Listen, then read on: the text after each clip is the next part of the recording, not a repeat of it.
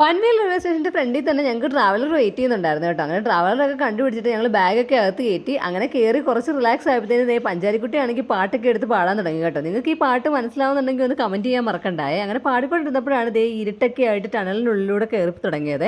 ട്രെയിനകത്ത് ഈ ടണലിനുള്ളിൽ കൂടെ വന്നിട്ടുണ്ടെങ്കിലും ഈ റോഡിൽ കൂടെ ആദ്യമായിട്ടായിരുന്നു കേട്ടോ.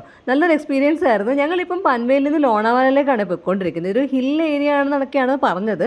നല്ല വെയിലായിട്ടൊക്കെ തോന്നുന്നുണ്ടെങ്കിലും അധികം ചൂടൊന്നും ഇല്ല കേട്ടോ. ഒരു കൂളിംഗ് ആയിട്ടുള്ള ആ ഒരു ക്ലൈമറ്റ് ഒക്കെ തന്നെയായിരുന്നു. നല്ല സൂപ്പറായിരുന്നു കേട്ടോ. പുറത്തെ സൗന്ദര്യമൊക്കെ ആശ്രയിച്ച് കഴിഞ്ഞ് പിന്നെ ബ്ലൂടൂത്തിനകത്ത് പാട്ടൊക്കെ ഇട്ട് ഞങ്ങൾ ഡാൻസ് കളിയൊക്കെ ആയിരുന്നു കേട്ടോ. ഞങ്ങൾ 4-5 പേര് മാത്രമേ ഉള്ളൂ ഭയങ്കര ആക്റ്റീവായിട്ട് നിൽക്കുന്നത്. ബാക്കി എല്ലാവരും ഒരു ടയേർഡ് ആയ ഒരു ഫീലിംഗ് ഒക്കെ ആയിരുന്നു കേട്ടോ. പിന്നെ ജില്ലൂട്ടിനാണെങ്കിൽ ഈ കളിക്കുന്നത് ആനുവൽ ഡേക്ക് വേണ്ടിയിട്ട് കളിച്ചൊരു ഡാൻസ് ആണ് കേട്ടോ.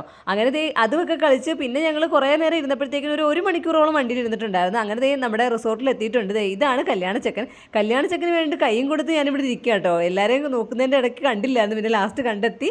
അങ്ങനെ പിന്നെ ഒരു വെൽക്കം ഡ്രിങ്ക് ഒക്കെ ഉണ്ടായിരുന്നു. അതൊക്കെ കുടിച്ചതിന് ശേഷം ഞങ്ങൾ കുറച്ച് നേരം അവിടെ നിന്ന് റൂമൊക്കെ ഒന്ന് സെറ്റ് ആയതിനു ശേഷമാണ് ഞങ്ങൾ പിന്നെ അങ്ങോട്ട് പോയത്.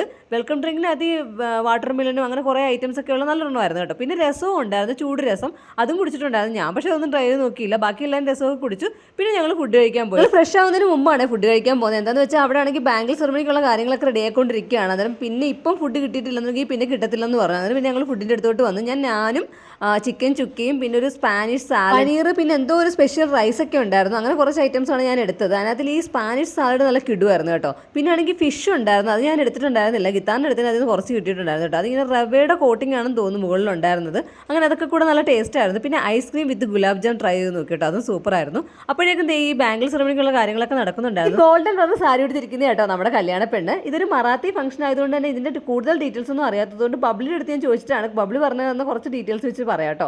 ഇതാണെങ്കിൽ ഗ്രീൻ കളറിലെ വളയാണ് മെയിനായിട്ടും കല്യാണപ്പെണ്ണിന് ഇട്ട് കൊടുക്കുന്നത്. ബാംഗിൾ സെറമണി എന്ന് കേട്ടപ്പോൾ ഞാൻ വിചാരിച്ച കല്യാണപ്പെണ്ണിന് മാത്രമായിരിക്കും വളയിട്ട് കൊടുക്കുന്നതെന്നാണ്. പക്ഷേ അങ്ങനെയല്ല, ബാക്കിയുള്ള എല്ലാ സ്ത്രീകൾക്കും വളയൊക്കെ ഇട്ട് കൊടുക്കാറുണ്ട് കേട്ടോ. അത് നമുക്ക് ഇഷ്ടമുള്ള കളർ പറയുകയാണെന്നുണ്ടെങ്കിൽ അവർ ആ ഒരു സൈസ് അനുസരിച്ച് കുറേ വളകളൊക്കെ വെച്ചിട്ടുണ്ട്. അതിനകത്ത് നിന്ന് നമുക്ക് ഏതാണ് ഇഷ്ടപ്പെട്ടതെന്ന് വെച്ചാൽ അത് നമുക്ക് ഇട്ട് തരും കേട്ടോ. ഞാൻ ഈ സെറമണിക്ക് പോയിട്ടുണ്ടായിരുന്നില്ല. ജസ്റ്റ് കുറച്ച് വീഡിയോസ് മാത്രമേ എടുത്തിട്ടുണ്ടായിരുന്നു. എന്താണെന്ന് വെച്ചാൽ ഹൽദിയാണ് അടുത്ത ഫംഗ്ഷൻ. അതിന് വേണ്ടിയിട്ട് ഒന്ന് റെഡി ആവണമെന്നുണ്ടെങ്കിൽ ഒന്ന് ഫ്രഷ് ആയി കുറച്ച് നേരം ഒന്ന് റിലാക്സ് ആയിട്ട് ഇരുന്നതിന് ശേഷം വരാമെന്ന് വിചാരിച്ചു. അങ്ങനെ ഞങ്ങൾ അടുത്ത ഒരുക്കങ്ങളിലേക്കൊക്കെ പോവുകയാണ്. അപ്പം ബാക്കി വിശേഷങ്ങളായിട്ട് അടുത്ത ഷോർട്സിൽ കാണാം. സബ്സ്ക്രൈബ് ചെയ്യാത്തവർ മറക്കാവുന്ന സബ്സ്ക്രൈബ് ചെയ്ത് സപ്പോർട്ട് ചെയ്തേക്കണേ.